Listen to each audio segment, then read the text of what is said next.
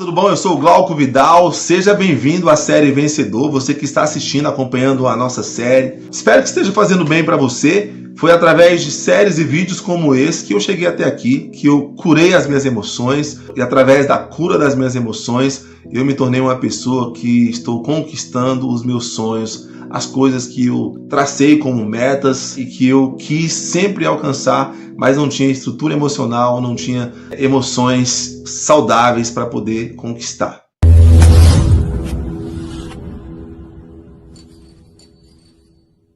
Hoje nós vamos falar aqui sobre o processo da cura. Esse é o tema de hoje, inclusive, o processo da cura.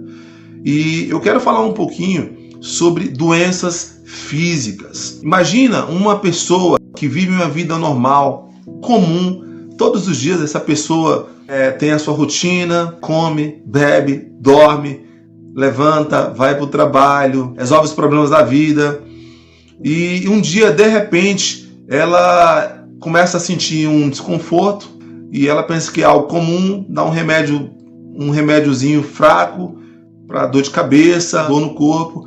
Só que aquele incômodo vai crescendo, vai crescendo, vai crescendo. E quando essa pessoa vê, ela percebe que ela precisa ir ao hospital para saber o que está acontecendo com ela, porque o incômodo não passa. Vamos falar de um caso bem extremo. A pessoa vai em um hospital e descobre que está com câncer. Então, ela fica ali desestabilizada emocionalmente, achando já um monte de coisas que vai morrer. E ela fica pensando como ela não conseguiu descobrir isso antes. O fato de ela não ter descoberto a doença antes acaba deteriorando um pouco o estado emocional dessa pessoa, porque ela fica pensando naquilo que ela deveria fazer e não fez. Poxa, por que eu não fui no médico antes? Se eu tivesse ido ao médico e detectado lá no início, isso eu teria conseguido evitar que o câncer estivesse no estágio que está. Inclusive, muitos cânceres eles são malignos e eles dão metástase, que é espalhar no organismo e outras partes do corpo. Então isso acontece com muitas pessoas. As pessoas elas começam com um incômodo, uma coisa simplesmente um desconforto, e quando elas percebem, depois de algum tempo, elas vão ao médico e lá no médico elas recebem a triste notícia de um diagnóstico que é câncer. E aí acontece que elas ficam aí desesperadas, sem saber o que fazer, e elas precisam agora parar tudo em suas vidas para dar tempo para passar por um procedimento de cura. E esse procedimento é fácil? Não, não é fácil. Esse procedimento vai levar tempo. Se o câncer é maligno, foi descoberto depois de um certo tempo que ele já tomou outras partes do corpo ou ele já desenvolveu, a pessoa vai literalmente precisar parar, ser internada e passar por vários processos de quimioterapia, de remédios aí pesados, que inclusive traz efeitos colaterais. Esses efeitos colaterais, você já sabe que é típico do câncer: queda de cabelo, pele ressecada, perda de peso. Então, é muito doloroso quando a pessoa descobre que ela está com uma doença como câncer, por exemplo, porque o câncer ele é progressivo e ele agride o corpo, ele agride o organismo da pessoa de uma forma muito cruel e rápida, muitas vezes. Tem pacientes que descobrem que estão com câncer já em um estágio bem avançado e são diagnosticados com pouco tempo de vida. O médico dá pouco tempo de vida para essas pessoas, às vezes meses. E finalmente, quando uma pessoa recebe a informação que ela está com câncer, ela precisa parar tudo para poder dar atenção para isso. E ela não tem o que fazer, ela tem que parar. Não importa quais eram as prioridades dela antes, ela vai ter que parar para resolver. E é exatamente isso que acontece com muitos de nós. Isso chega a ser uma cultura no Brasil.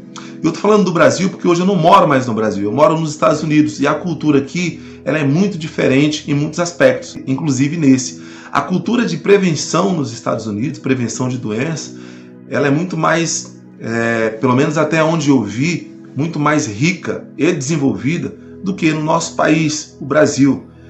Então, A pessoa, às vezes, quando ela descobre aqui que está com câncer, inclusive eu assisti um documentário falando sobre isso, ela ainda tem como fazer alguma coisa. Ela ainda tem como tratar, ir para cima do câncer para poder curar e para poder ficar livre.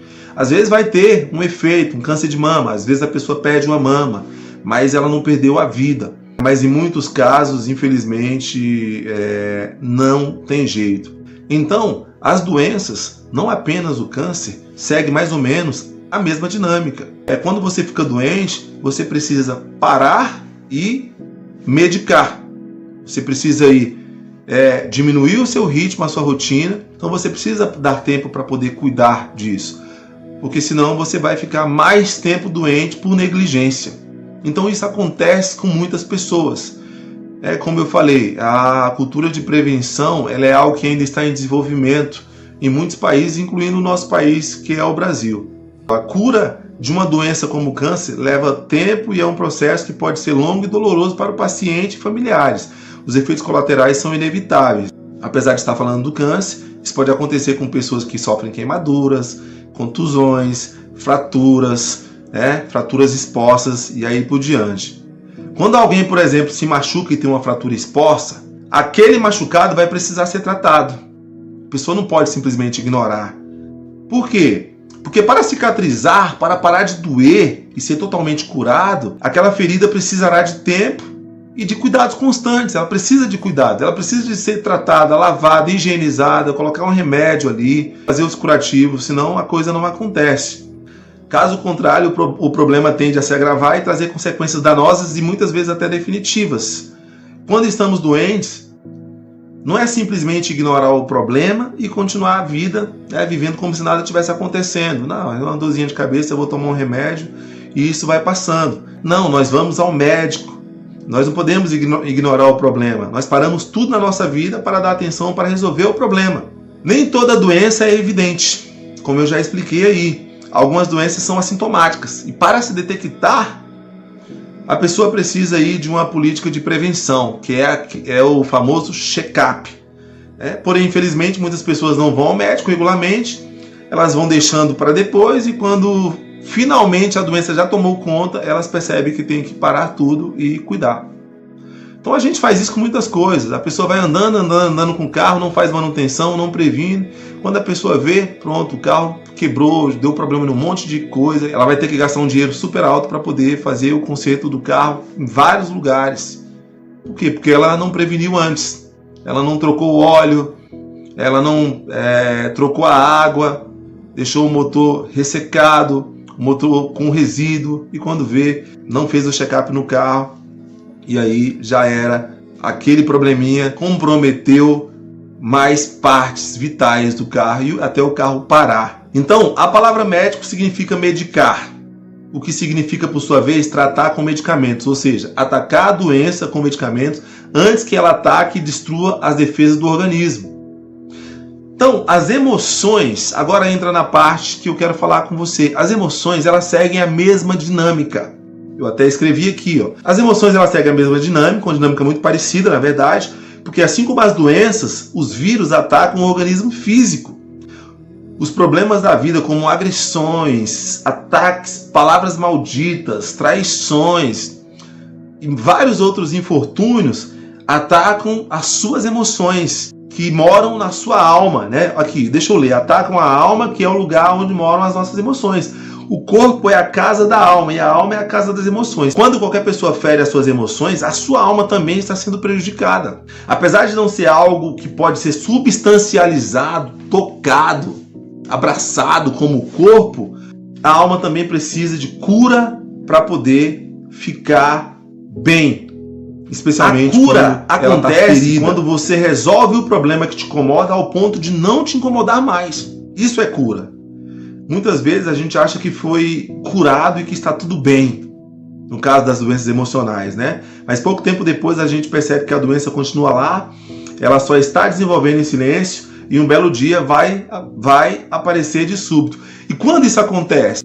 É mais ou menos isso. Você se relacionava com uma pessoa, você teve vários problemas com essa pessoa até que o relacionamento terminou. Você não conseguiu evitar o divórcio, você não conseguiu evitar o término, como já foi o meu caso, por exemplo. Só que aí, ao invés de depois de você terminar ali, terminou, não teve jeito, chegou a um estágio onde já estava havendo agressões ou coisa do tipo, e você já não consegue mais levar o relacionamento, você não foi buscar a ajuda necessária para resolver o relacionamento, e aí você terminou, e aí você vai lá e fica quietinho, né? Chora ali por um tempo, fica pensando nas palavras ferinas que a pessoa te falou, e passa um tempo, 1 ano, 2 anos, para de doer um pouco. Porque o machucado, a tendência dele é parar de doer. Quando você cai ali e machuca, né? Vamos supor que você rala ali, abre ali a pele, na hora dói muito, age muito, mas depois para, a intensidade da dor, ela vai diminuindo.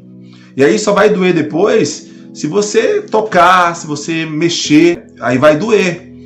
Mas muitas vezes você precisa tocar e mexer com remédio, tirar ali a casca, o sangue, o pus, para poder ir cicatrizando. Mas depois disso também para de doer até virar cicatriz.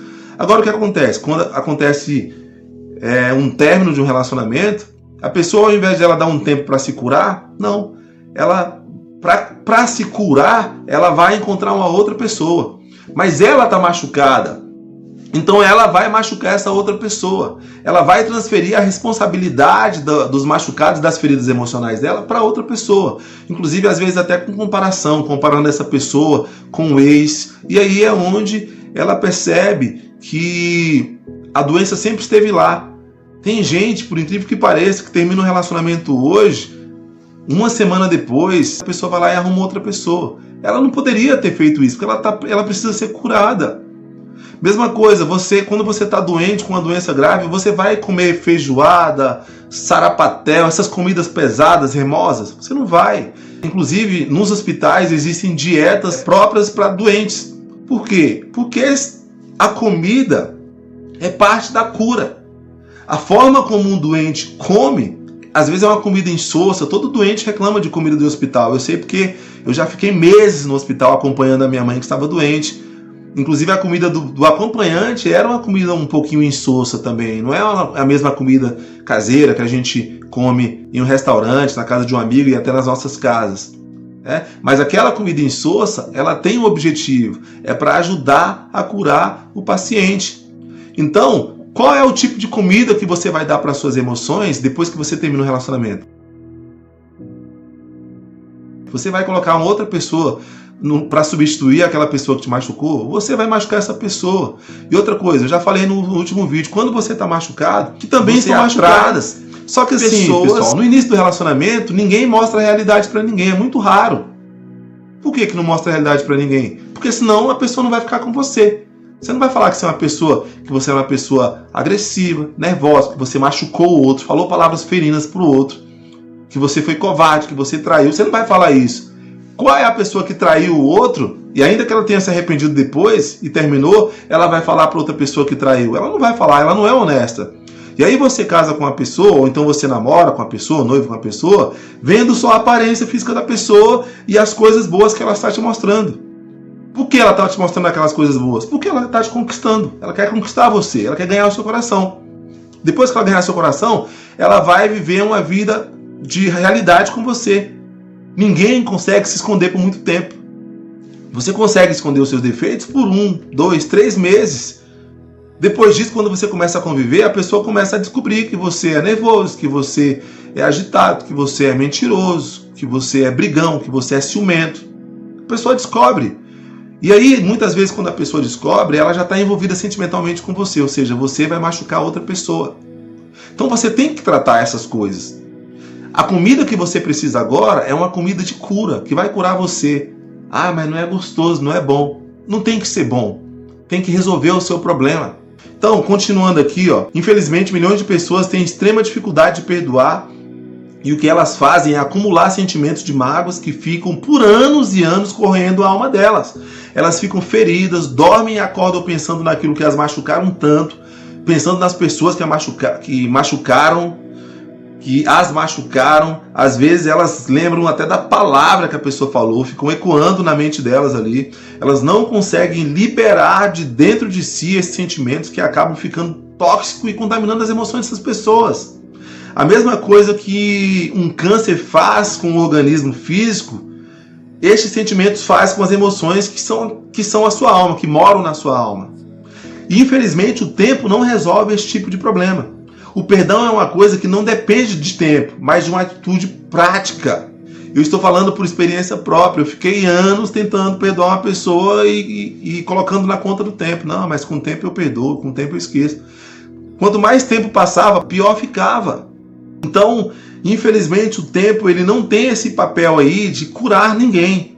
O perdão é uma coisa que não depende do tempo, mas de uma atitude prática. Agora, é fácil perdoar? Claro que não, pessoal. Depende, sabe, de muito esforço. Isso é algo humanamente quase impossível. Vou dar um exemplo para você. Quem matou meu pai foi um rapaz que jogava bola comigo. O assassino do meu pai jogava bola comigo. Esse cara matou meu pai porque queria fazer um assalto para conseguir um dinheiro para comprar um ingresso para ir em um show de rap. Aí meu pai estava lá perambulando na noite lá, como ele sempre fazia. Depois do noticiário ele ia dar as voltas dele e voltava uma hora depois. Nesse dia meu pai não voltou mais. E aí outro dia a gente descobrimos o corpo do meu pai e meu pai estava lá assassinado. E depois de um tempo eu descobri que tinha sido esse cara. Primeiro sentimento que veio na minha cabeça: vou matar esse cara. Sentimento de vingança. Só que aí eu tive a felicidade de ser ajudado. Uma pessoa entrou na minha vida para me ajudar. E essa pessoa me levou para um lugar que é um centro de ajuda, que é uma igreja. E lá nessa igreja eu comecei a trabalhar, a desenvolver as ferramentas que me levariam a perdoar essa pessoa. E a primeira coisa que eu precisei fazer, mesmo não passando por um processo terapêutico na igreja, porque a igreja não é lugar próprio para terapia, eu tive aí que tomar a decisão. A decisão de perdoar foi tomada na igreja.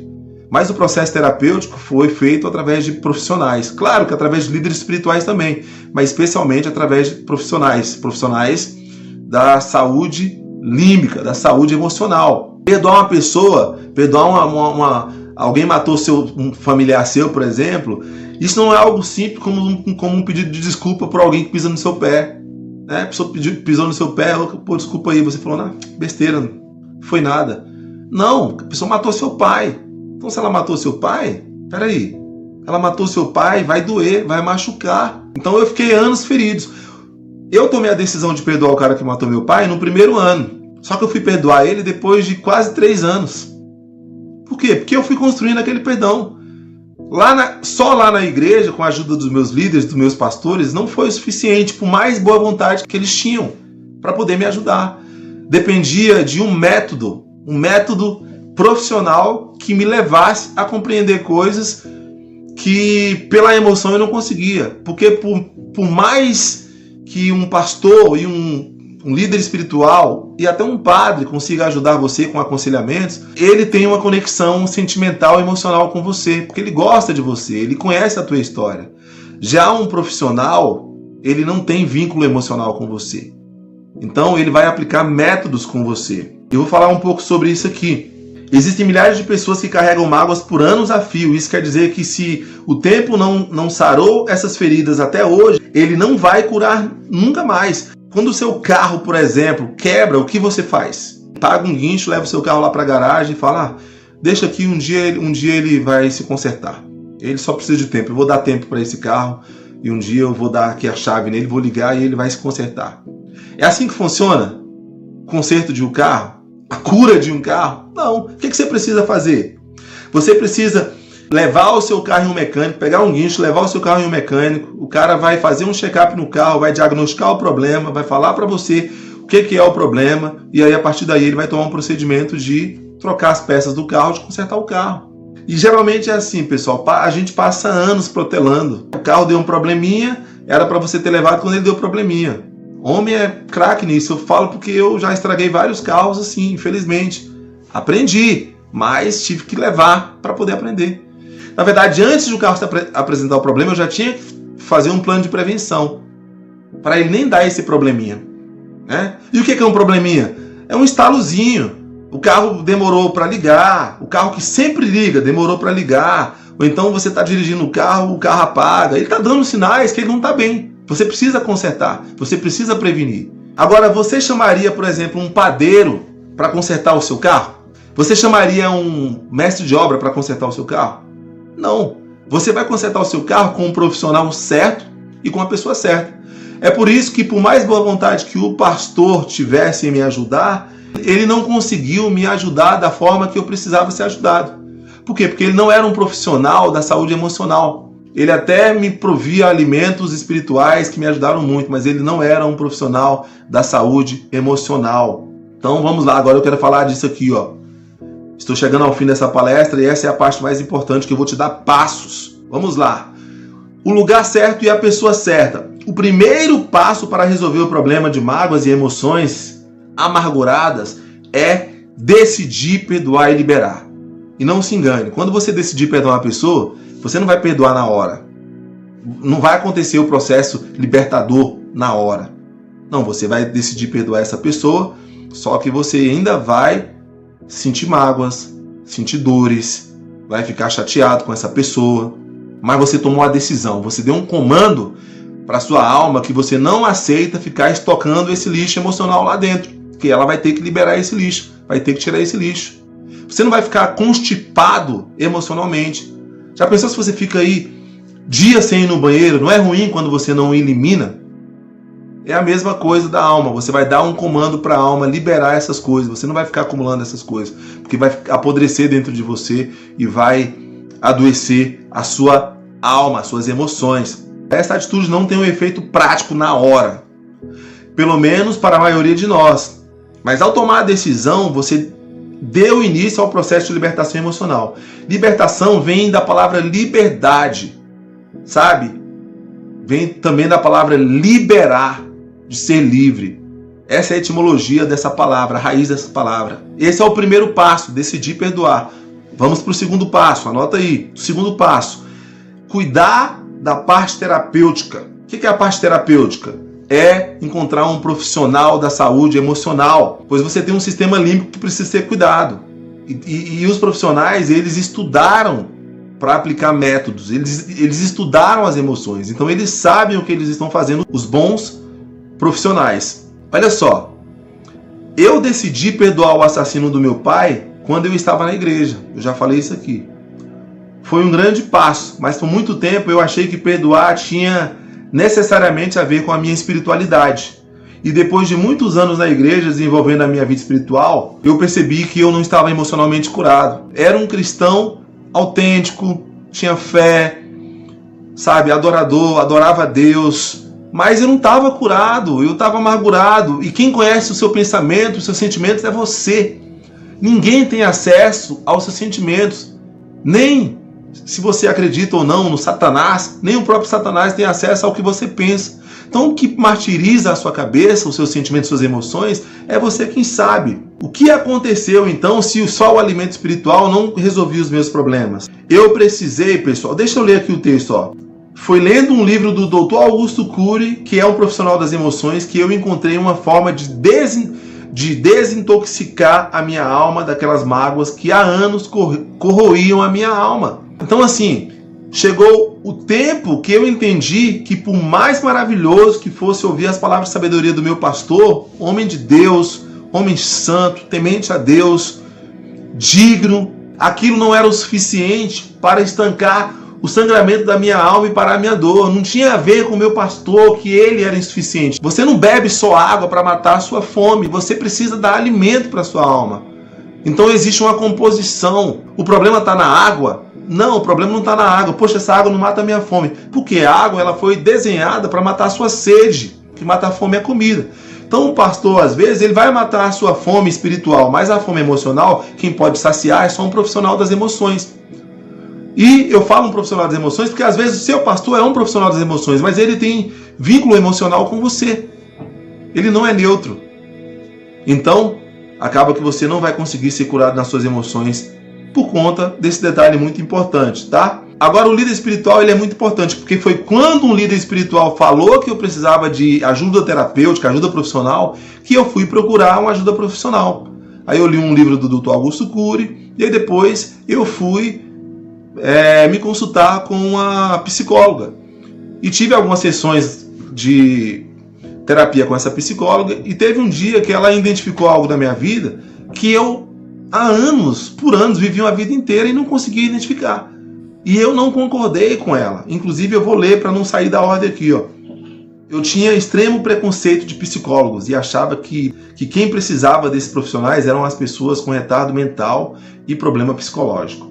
Então eu usei a desculpa que eu não iria a um psicólogo porque eu não era doido. E por fim, eu disse que não tinha dinheiro para pagar uma pessoa somente para me ouvir.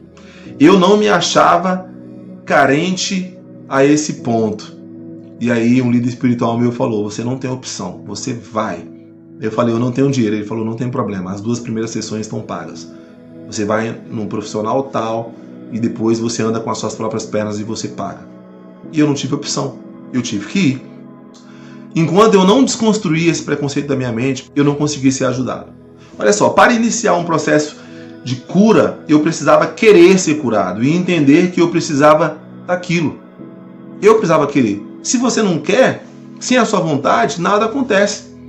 Infelizmente, essa decisão só foi tomada por mim depois que eu perdi pessoas importantes. Então eu perdi pessoas importantes, como amigos, casamento e até pessoas queridas na igreja que fizeram parte da minha vida. Mas por estar doente, eu tomei atitudes desastradas que me fizeram perder essas pessoas. Olha só o 3º passo. Eu tive que me desfazer do meu orgulho e me tornar uma pessoa humilde. Eu só consegui chegar a esse nível quando eu tomei 2 atitudes. Primeiro, anota aí, eu abri mão das coisas que eu achava que sabia mais que os outros e tive que abrir mão também dos meus conceitos formados. Não é fácil. Se você acha uma coisa e você foi ensinado a vida inteira pela sua mãe, pelo seu pai, pelo seu ambiente, que essa coisa é daquele jeito, quando você descobre que essa coisa não é daquele jeito, não é bem daquela forma, você fica louco, porque você fala, como assim? Essa é a minha verdade, eu cresci ouvindo isso. Quando eu era pequeno, eu ouvia que morria se a pessoa tomasse leite e chupasse uma manga. Até que teve um dia que eu cresci e tomei uma vitamina de manga. E fiquei preocupado que ia morrer. Cá estou eu, Vivinho da Silva. E hoje é uma das minhas vitaminas prediletas. Então isso estava no meu conceito.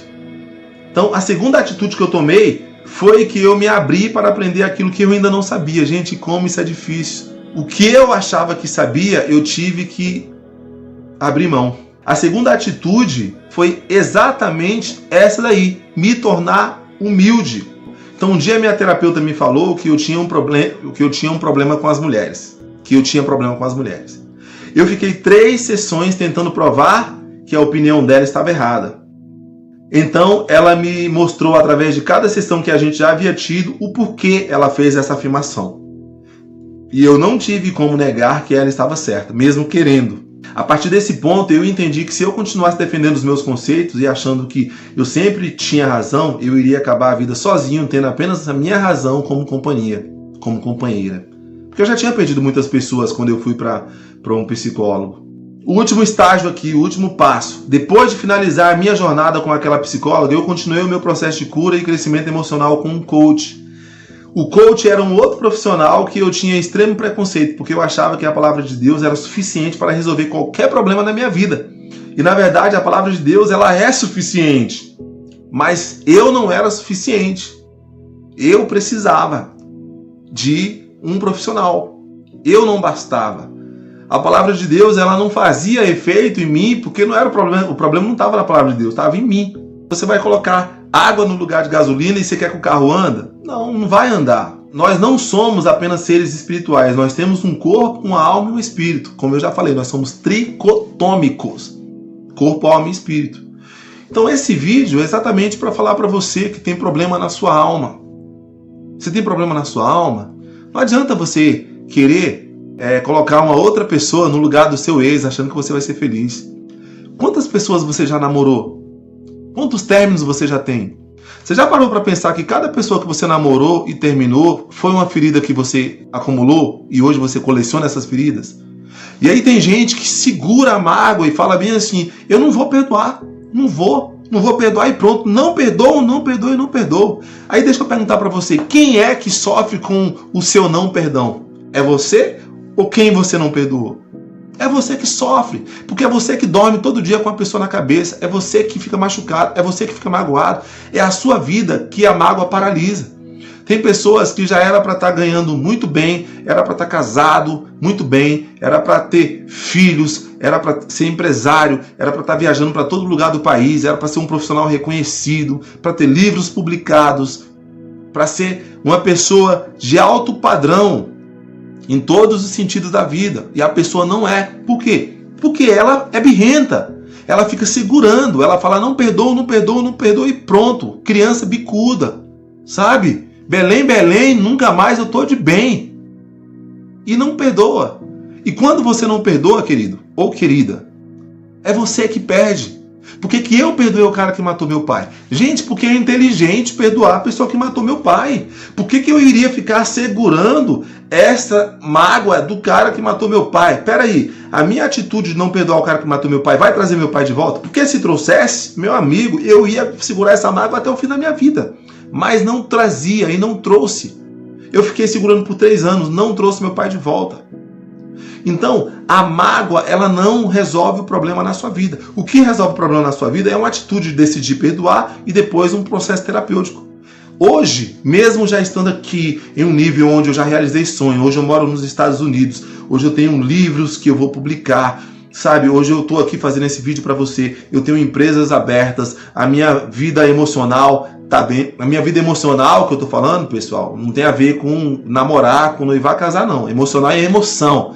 Tô bem, eu sou feliz, eu sou pra cima, eu durmo bem, eu acordo bem, sabe? Eu não tenho mágoa de ninguém, eu não guardo nada de ninguém. Eu falo com qualquer pessoa, eu sou livre, entendeu? E a minha vida sentimental está assim caminhando. Mas eu jamais iria me permitir entrar na vida de uma outra pessoa se eu não tivesse curado. Por quê? Porque eu sei que no começo ia ser lindo, maravilhoso, a pessoa é linda, maravilhosa, charmosa, cheirosa, e eu iria estragar a vida da pessoa com as minhas mágoas. Então eu não me permiti entrar na vida de uma pessoa enquanto eu não me curasse. Agora, é por falta de essa pessoa não aparecer? Não, gente, porque quando você está machucado, aparece um monte de gente querendo ficar com você, querendo namorar você. Tudo bem que comigo não apareceu um monte, porque eu não sou nenhum Dom Juan, mas apareceram pessoas interessadas. E eu simplesmente disse não, ignorei. Quem ouviu o meu não achou o quê? Ah, o cara é orgulhoso, o cara se acha. Não é que se acha, é que eu estou prevenindo você de sofrer. Então eu estou me curando para que você não seja contaminado pela minha doença e fique doente junto comigo. E terminamos os dois causando mais uma doença na vida do outro. Então o que eu resolvi fazer? Me curei. Depois que eu me curei, aí eu me abri para uma pessoa. E hoje a minha vida está sendo encaminhada. E Deus está no controle dessas coisas. Mas por que Deus está no controle? Porque as minhas emoções também estão no controle. Por que as minhas emoções estão no controle? Porque eu fiz o que tinha que fazer. Se você é uma pessoa inteligente, quando o seu carro quebra, não adianta você ir lá no motor do seu carro e orar, e rezar, e fazer mantra. Não adianta. Você tem que ir levar o carro para o mecânico e orar para que o mecânico cobre barato, para que não dê uma facada em você, um preço lá em cima. Mas você tem que levar o carro no mecânico. Não adianta você apresentar o seu carro quebrado, que você quebrou, com as suas mãos que você quebrou, e falar, Senhor, conserta o meu erro, conserta a minha cagada. Não. Deus perdoa, mas quem conserta a cagada é você. Deus perdoa, mas Ele não livra das consequências. Um exemplo disso. Você matou uma pessoa. Depois que você matou essa pessoa, você se arrependeu e você se converteu a Deus e você pediu perdão. Deus perdoou? Perdoou. Só que a pessoa não vai mais voltar e você vai ter que pagar pelo crime. Você vai ter que ficar preso. Vai ter que ficar servindo a Deus dentro da cadeia. Entendeu? Então uma coisa não tem nada a ver com a outra. E uma coisa não elimina a outra. Então você precisa passar por um processo de cura. Então esse vídeo é só para falar para você o seguinte. Quebre o seu preconceito com profissionais da saúde emocional. Terapeutas, psicólogos e coaches. Ah, mas esses caras hoje é modinha, quer ser coach, porque a palavra de Deus é isso. E geralmente as pessoas que vivem falando essas coisas, porque a palavra de Deus é que cura, a palavra de Deus que faz acontece, são as pessoas mais machucadas. A palavra de Deus ela é suficiente para resolver qualquer problema. Mas você não é. Você não é. Então você precisa, você tem que entender que a sua alma, ela precisa estar curada. E a cura da alma é um processo humano, não é um processo espiritual, é um processo terapêutico. Então esse vídeo foi para falar para você e esse você apenas o vídeo 4, mas vamos para 7 vídeos. E eu vou trazer o passo a passo para você.